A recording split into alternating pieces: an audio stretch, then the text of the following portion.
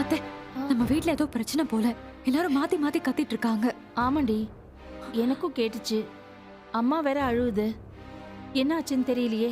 வா போய் பார்க்கலாம்.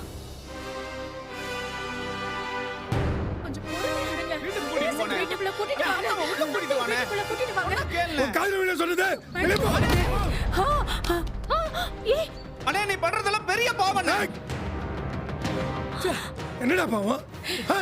உங்க ஆத்தா படுறது நான் படுறது பாவமா? அடிச்சு பல்லகள உடைச்சிரும். வேணாண்ணே, இந்த கிழவி வீட்டை விட்டு போனாதான் உனக்கு கல்யாணமே நடக்கும்.